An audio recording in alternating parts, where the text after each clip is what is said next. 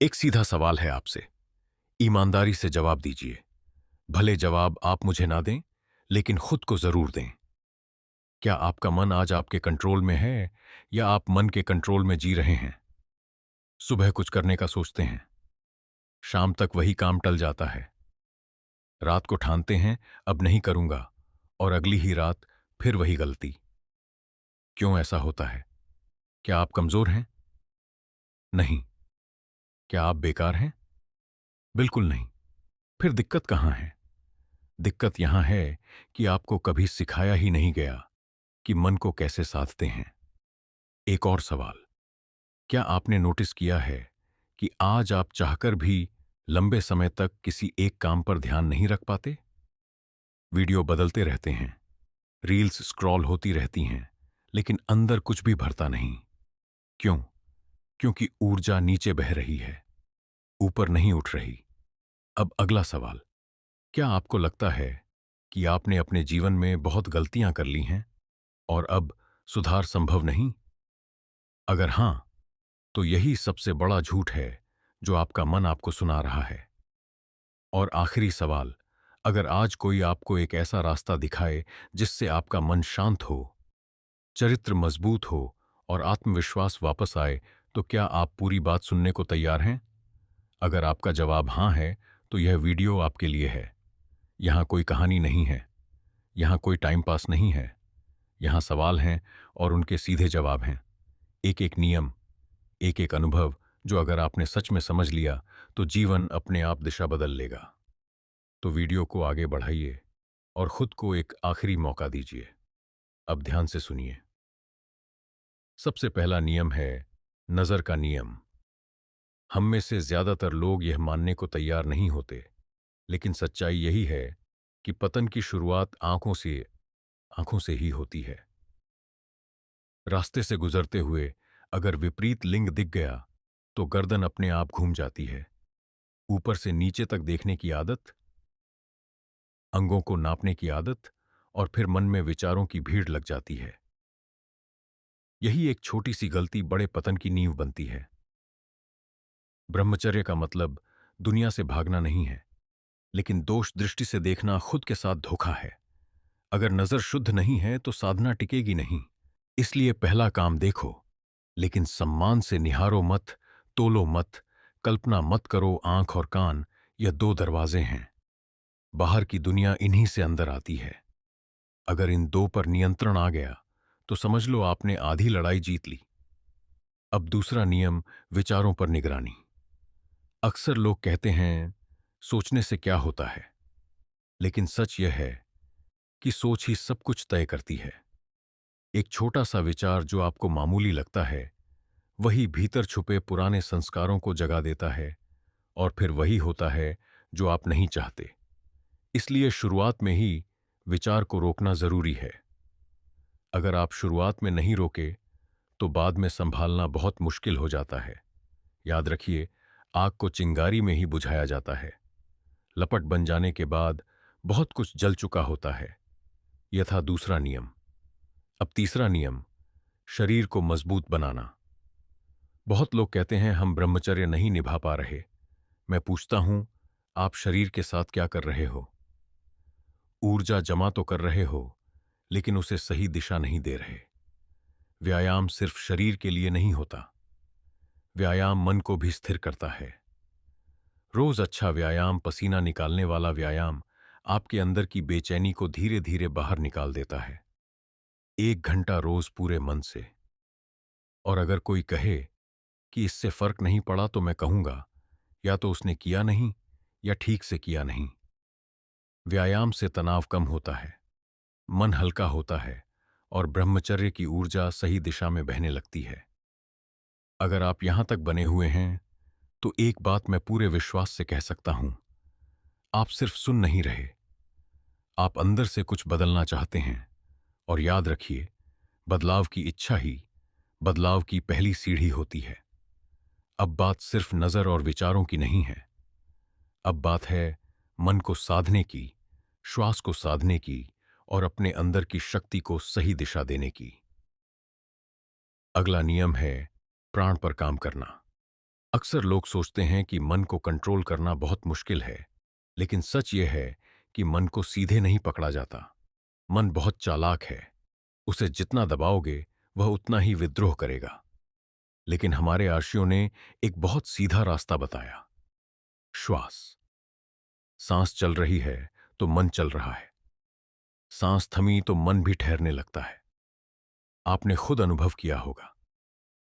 जब आप बहुत गुस्से में होते हैं तो सांस तेज चलती है। जब डर लगता है तो सांस उखड़ जाती है। जब मन शांत होता है तो सांस अपने आप गहरी हो जाती है। यानी श्वास और मन एक ही रस्सी से बंधे हैं। इसलिए ब्रह्मचर्य के मार्ग में प्राणायाम कोई ऑप्शन नहीं है, यह अनिवार्य है। ब्राह्मणी हो, नाड़ी शोधन हो, धीरे धीरे गहरी सांस लेना हो, इनका उद्देश्य सिर्फ हवा अंदर बाहर करना नहीं है। इनका उद्देश्य है मन को स्थिर करना।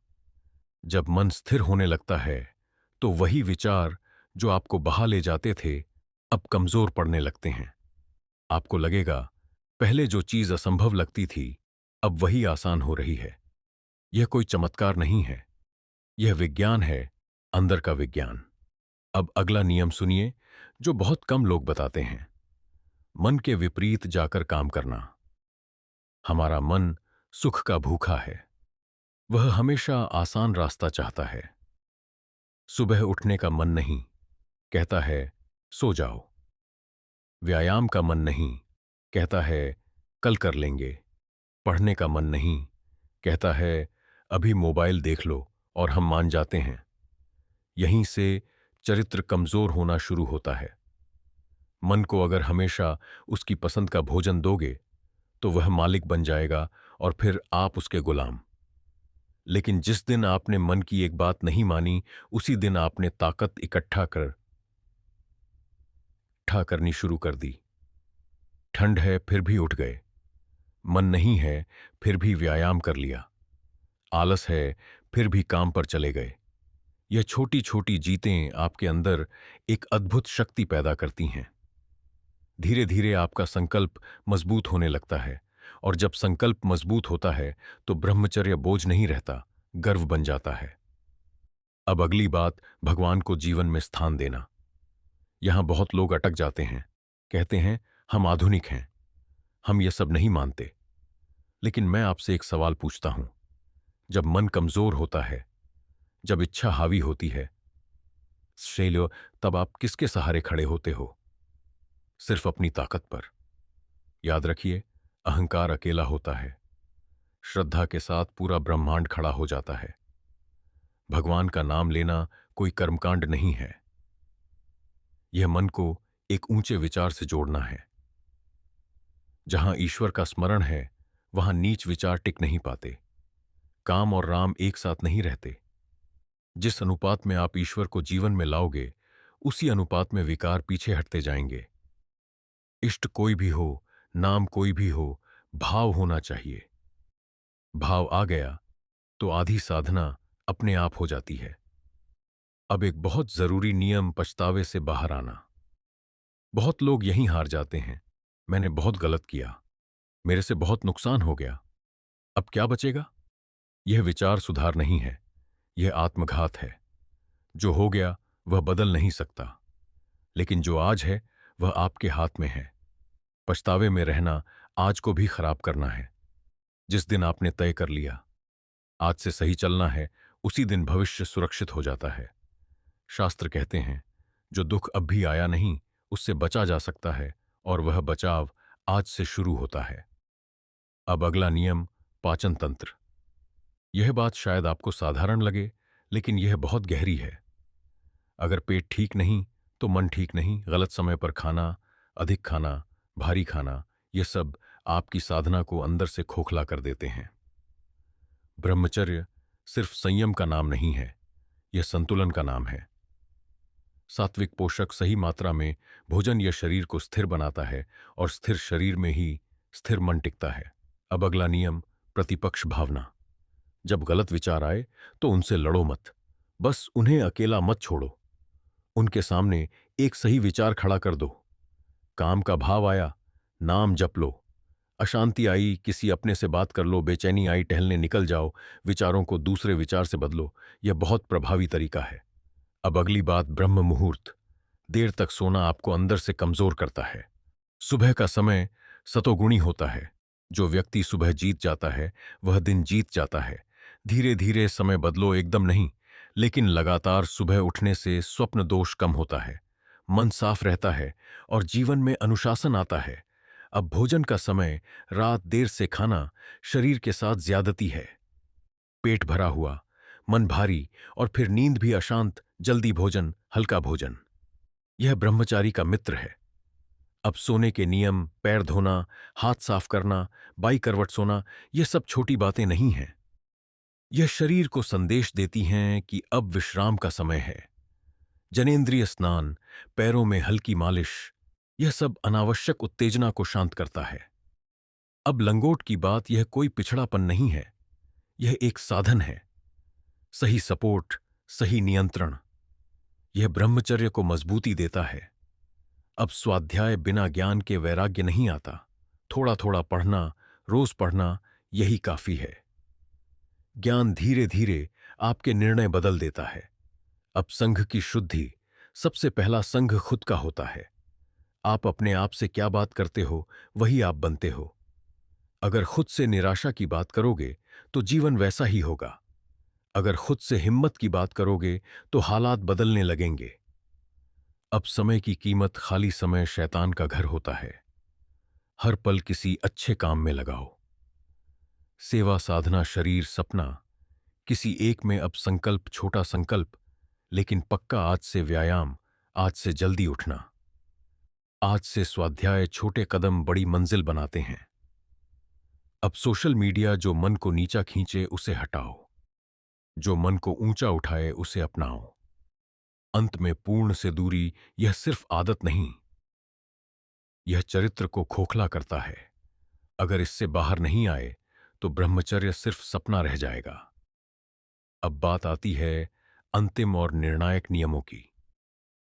सबसे पहले, पूर्ण और कामुक सामग्री से पूरी तरह दूरी। मैं यहां कोई डराने वाली बात नहीं करूंगा, मैं सच बोलूंगा। पूर्ण देखने वाला व्यक्ति कमजोर इसलिए नहीं होता कि वह देख रहा है।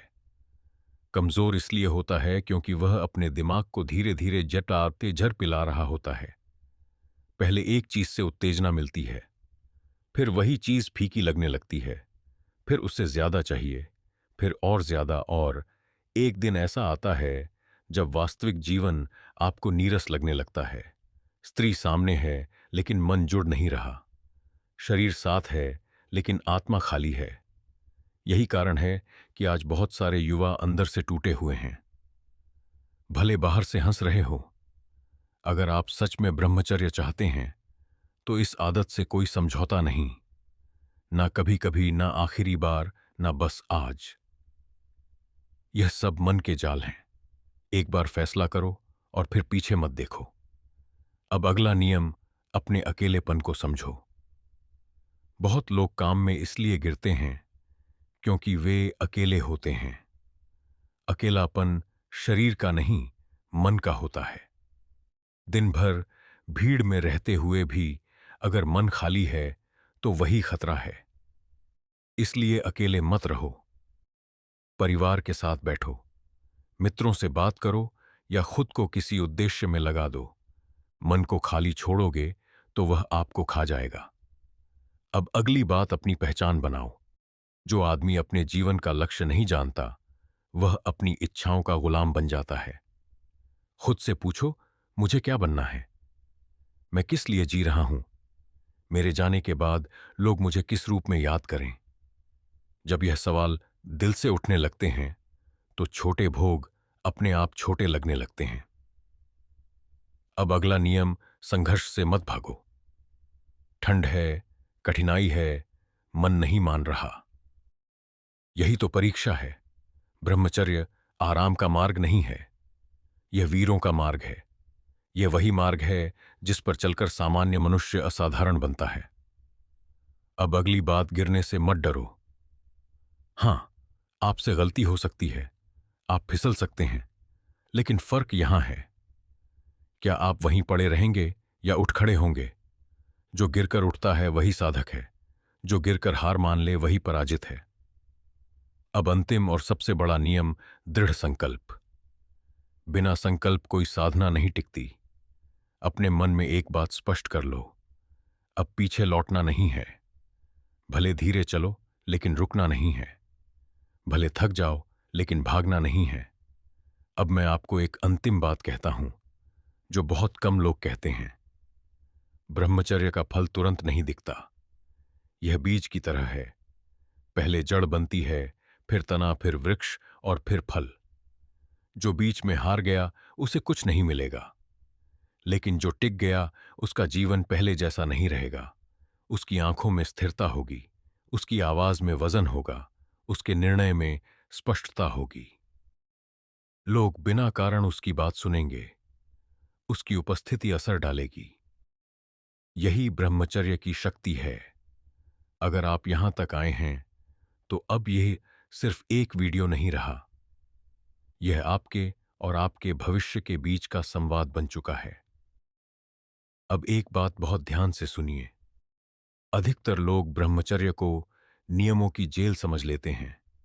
उन्हें लगता है यह मत करो, वह मत करो, इधर मत देखो, उधर मत जाओ। और यही सोच उन्हें अंदर से घुटन में डाल देती है। लेकिन ब्रह्मचर्य बंधन नहीं है, यह तो मुक्ति है। यह आपको आपकी ही कमजोरियों से आजाद करने का मार्ग है। जब आदमी भोग में डूबा होता है तो वह आजाद नहीं होता, वह मजबूर होता है। वह चाहे या ना चाहे मन उसे खींच ले जाता है। लेकिन जब वही व्यक्ति संयम में आता है तो पहली बार वह खुद का मालिक बनता है। अब मैं आपको एक बहुत ही सच्ची बात बताता हूं।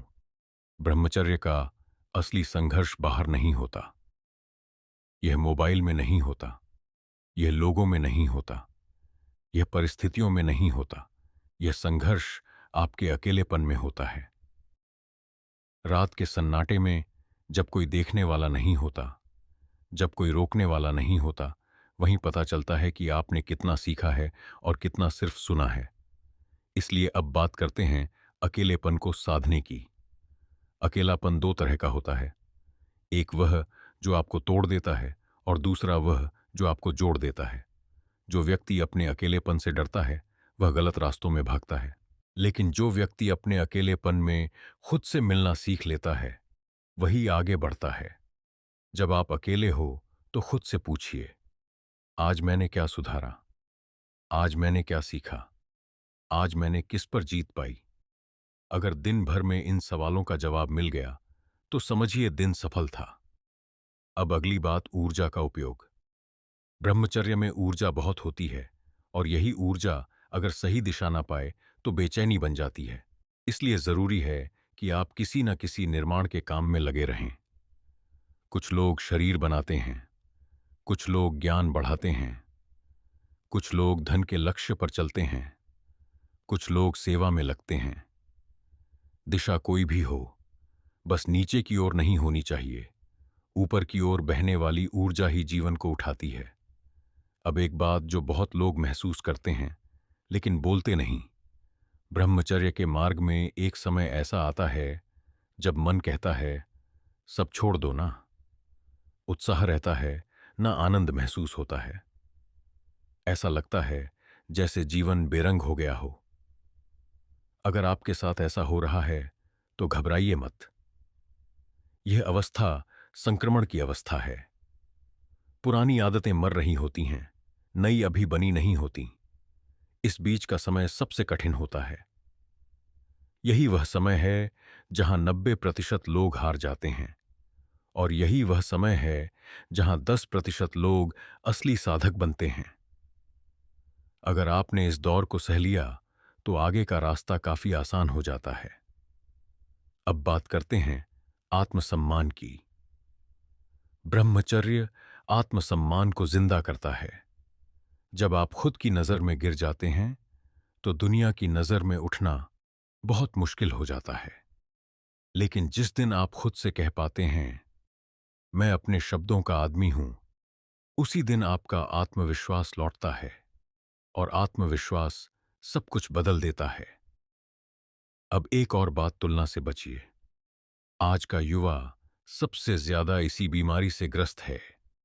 वह दूसरों का जीवन देखता है और अपने जीवन से नफरत करने लगता है। याद रखिए, जो आप स्क्रीन पर देखते हैं वह जीवन नहीं होता, वह प्रदर्शन होता है। हर किसी की लड़ाई अलग है, हर किसी का समय अलग है। आपका काम है अपने रास्ते पर ईमानदारी से चलना। अब बात करते हैं धैर्य की। ब्रह्मचर्य जल्दी फल नहीं देता, लेकिन जो देता है वह स्थायी होता है। यह रास्ता धीमी आंच का है। यहां जल्दबाजी आपको ही नुकसान पहुंचाएगी। एक दिन, एक कदम, बस इतना ही काफी है। अब अंतिम दिशा की बात। एक दिन ऐसा आएगा जब आप पीछे मुड़कर देखेंगे और खुद से कहेंगे, अच्छा हुआ मैंने उस दिन हार नहीं मानी।